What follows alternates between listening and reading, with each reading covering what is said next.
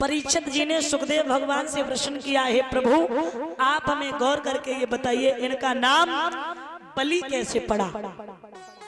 तो जवाब दिया, सुनो, इनका नाम बलि कैसे पड़ा।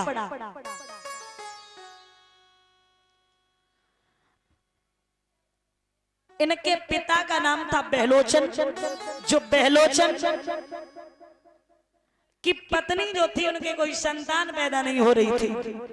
वो मरने के लिए एक दिन जंगल में गए, और जब मरने के लिए गए तो वहां हुआ ऐसा। तो याद रखना मेरे प्यारे श्रोता बंधु, वहां एक बहुत बड़े ब्राह्मण मिले। उन्होंने जवाब दिया और कहा कि आपके संतान पैदा हो जाएगी, आप मरो नहीं, आपके संतान अवश्य पैदा हो जाएगी, मरो नहीं आप।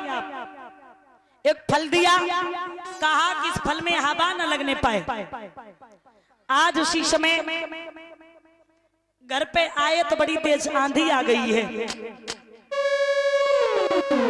आंधी आ गई तो विचार किया कि क्यों ना इस फल को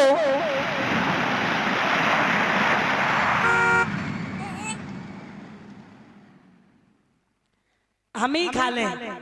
और उसी समय उस फल को स्वयं खा लिया और गर्भ धारण कर गए।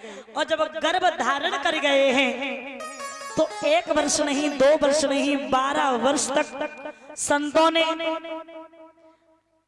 ब्राह्मणों ने इंतजार किया। उसके बाद बहलोचन के उदर को फाड़ा है तो पुत्र का जन्म हुआ। कब? 12 वर्ष के बाद। जैसे ही पुत्र का जन्म हुआ वैसे ही बहलोचन की मृत्यु हो गई। वहां ब्राह्मणों ने कहा कि इसने तो खुद के पैदा होते ही होते अपने पिता की बलि ले ली, तो क्यों ना इसका नाम रखा जाए बलि। इसलिए इनका नाम पड़ा बलि। जैसे बहलोचन बड़े धर्म के राजा हुए, ऐसे ही बलि भी बड़े धर्म के राजा हुए। विंध्यावती नाम की पत्नी है घर में। पहले का एक नियम था कि जैसे आज कोई प्रधान बनता है तो जिसके वोट ज्यादा होते वो प्रधान बन जाता है, इस तरीके से पहले का एक नियम था कि जो 101 यज्ञ पूरे कर लेता था वो इंद्र के इंद्रासन को प्राप्त कर लेता था। इंद्र किसी का व्यक्तिगत नाम नहीं है, ये एक भगवान की उपाधि मिल जाती थी। तो इन्होंने 100 यज्ञ पूरे कर लिए। देवताओं में खलबली मच गई, देवताओं में खलबली मच गई। ये दैत्यों का राजा, क्योंकि इनके पिता एक थे, मां 2 थी। दिति से दैत्यों का जन्म हुआ, अदिति से देवताओं का जन्म हुआ है। तो महाराज उसी समय भगवान ने जवाब दिया और कहा, अरे कोई धर्म के नाम पे आगे बढ़ रहा है, उसे रोकने का मेरा कोई अधिकार नहीं है। क्यों रोकी? लेकिन महाराज नहीं, चरणों पे गिर गया। इंद्र आप रोक दीजिए, ये गलत हो रहा है। तो आज भगवान 52 अंगुल के बने हैं। बोलिए 52 भगवान की। 52 अंगुल के बने हैं। स्वरूप कैसा है? और राजा बलि को छलने चले हैं। सच्चिदानंद स्वाधीन ब्रह्म और फंसिए फिक्र के चंगुल में, और रह गए दबाकर विश्वरूप केवल 52 ही अंगुल में। तन पे वो पीतांबर न रहा और छोटा सा पीला कम्बल है, वो शंख नहीं, वो चक्र नहीं, हाथों में दंड कमंडल है। बैजंती कौस्तुभ भूलिए, सीधी तुलसी की माला है, और ब्रह्मांड दबाने वाले के दबी रही वगल मृगछाला है। ऐसा स्वरूप लेकर के चले भैया। भगवान जा रहे हैं, भगवान के छोटे छोटे चरण और छोटा सा मुखारबिंद सुख जैसी गर्दन, मुट्ठी भर कमर, 4 अंगुल का पेट, मोती जैसे दांत और बिम्मा फल जैसे ओठ। और भगवान जा रहे, बोलते नहीं बटुआ जैसो मुंह, ऐसे भगवान बने हैं। जब जा रहे हैं तो छाता बगल में, कमंडल हाथ में, एक बगल में डंडा है, सोटा। अब जा रहे हैं, बीच में एक नदी मिली, नदी। उधर से देख रहे हैं कि नदी, इस नदी को कैसे पार करें। उधर एक ब्राह्मण आ रहे थे, ब्राह्मण आ रहे तो ब्राह्मण ने देखा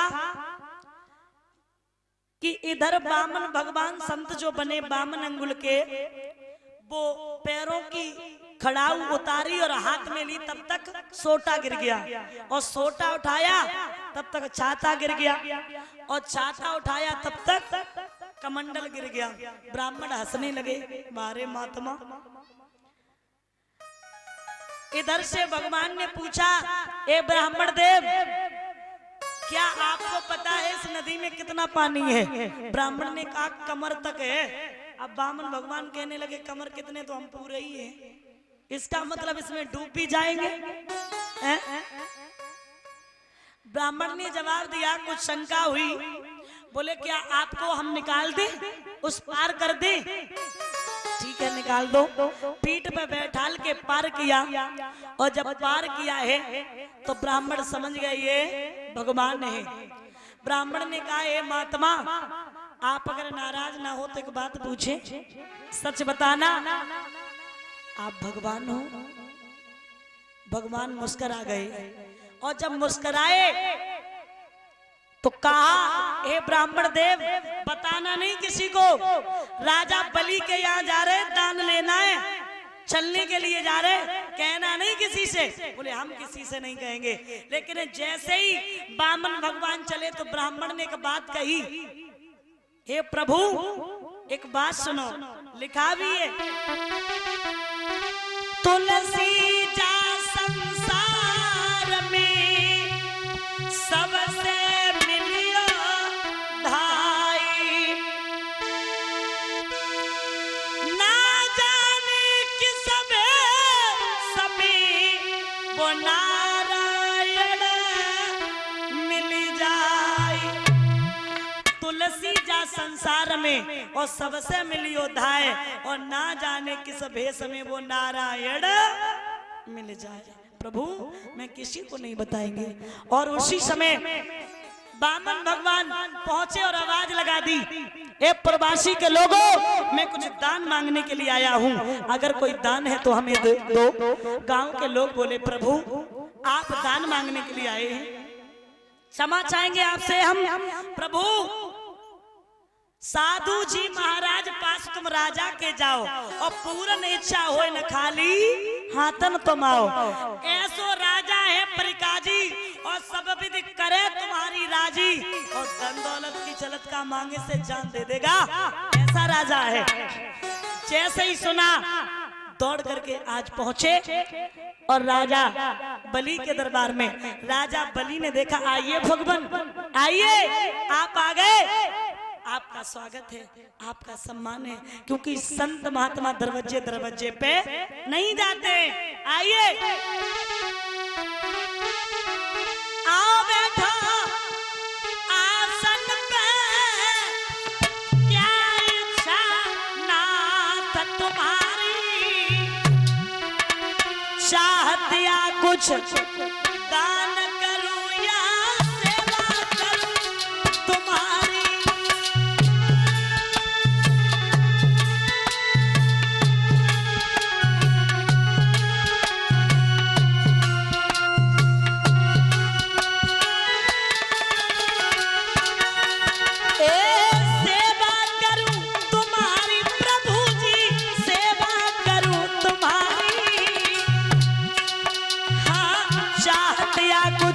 दान करूं या सेवा करूं तुम्हारी।